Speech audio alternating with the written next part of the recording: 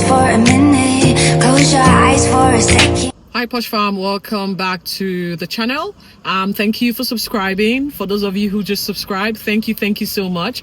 Please share this channel with your friends and don't forget to comment, like, and let's talk. Again, we're going to be talking all things Real Housewives of Potomac, and there probably were 6 to 7 highlights or points that I sort of just noted in this particular episode 10 if I'm not mistaken. Now we're going to get into most of the topic. The most, should I say, painful sit down for me, or the painful scene, was between Mia, Gordon and the kids. So we had the privilege of sitting courtside to witness this family meeting between this and group, and I would say it was quite revealing, and it was quite depressing. We're going to get to that. First things first, let's check in with Giselle and her kids. Giselle is meeting up with her girls. As you know, she lost her dad last year in the last season, and apparently, things are not going so well in terms of his estate. For some reason, Giselle is saying that prior to the dad's passing, his will was altered, and Giselle is insisting that her dad wasn't in the right mental capacity to alter his will. And this has just kickstarted a conversation that is quite important for us viewers. Like, make sure you know the affairs of your loved ones up until the minute they pass, because there are people who are just there to exploit them unconsciously or unknowingly to your loved ones. They are trusting of these people, especially our older our family members. It is quite disheartening to actually just watch or listen to Giselle rehash all that she's going through. She's apparently trying to get this particular will that, should I say, is fraudulent,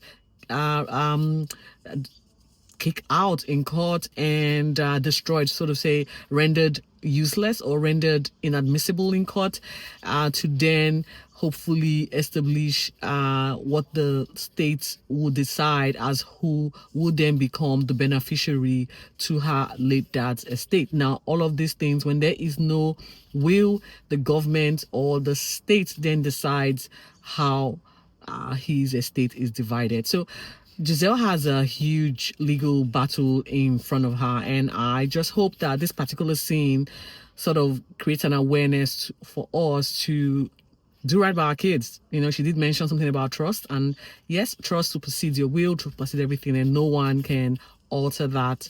And I just feel for her, because you know what, it's hard losing someone, and then it's hard having to then fight to get what's rightfully yours.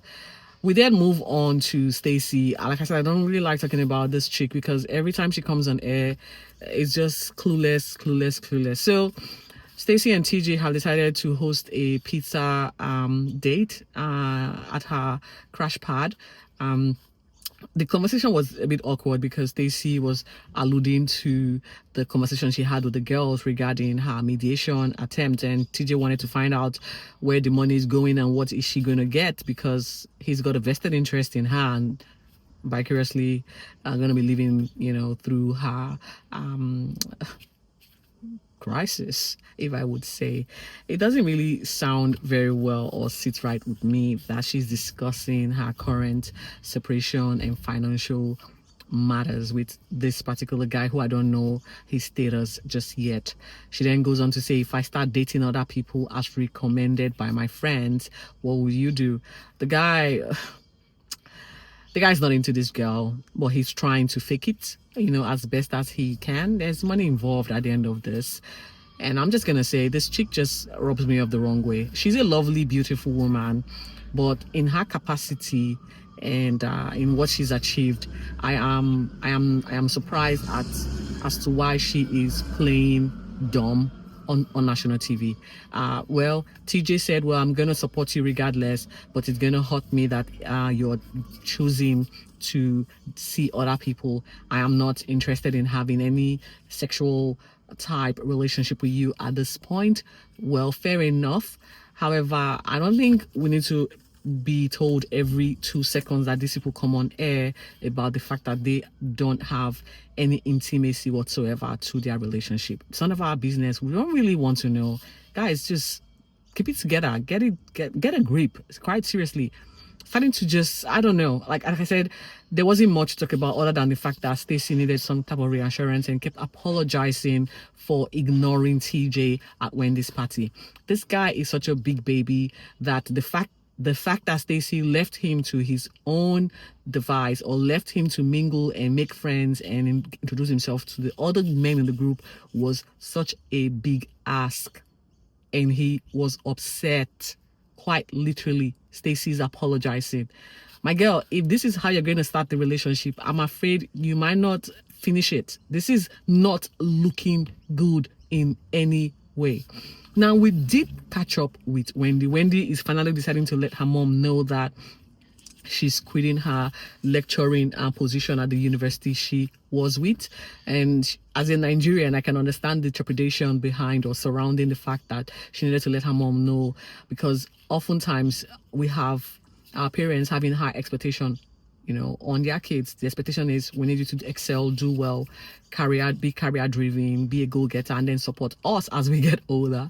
And so for Wendy to, you know, break this story to her mom, and the mom was sort of taken aback, but at the same time at the end showed a little bit of support to her daughter. Well, you know, kind of made all the difference for Wendy in order to push forward and should I say try as much as possible to embrace all the challenges that's going to be before her in all of the ventures that she will be leaning on or trying to conquer. You know, the sky's the limit. She was there with Ivy, her sister. I think she's a surgeon, if I'm not mistaken. And it was a nice conversation.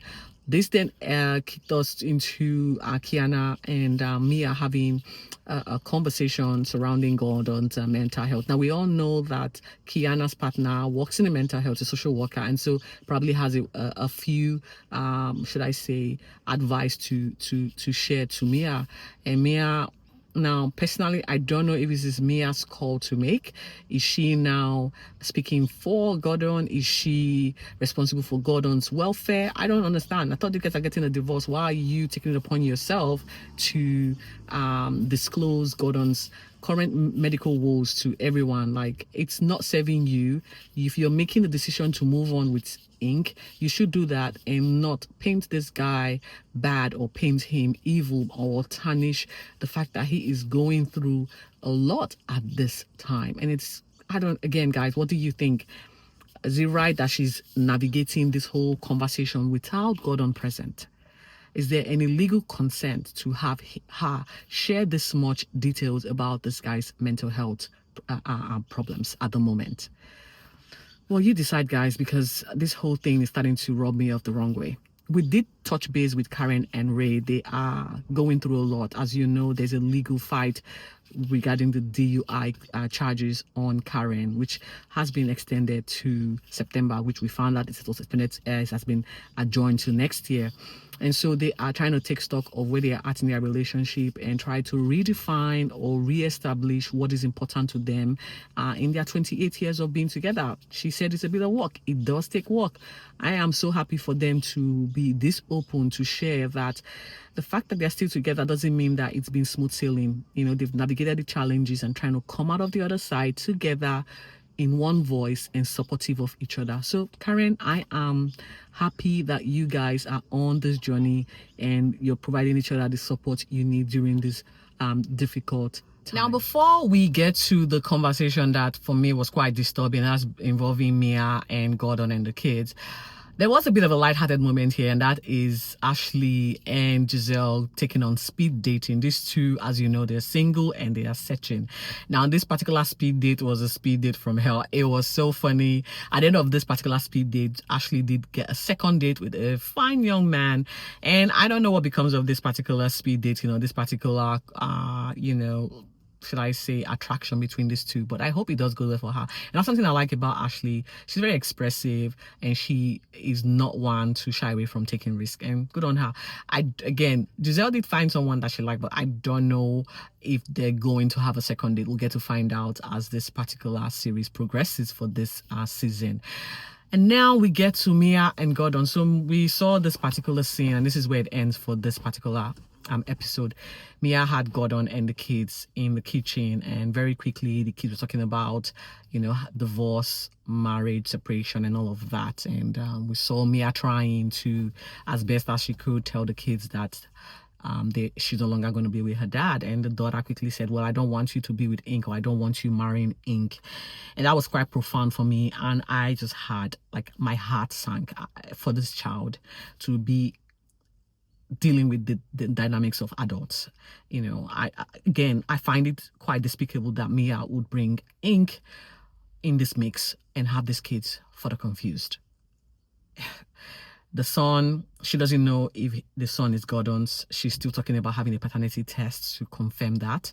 And I thought she had an IUI. IUI is pretty much you having an insemination outside of the normal conceptual way we know how kids are made.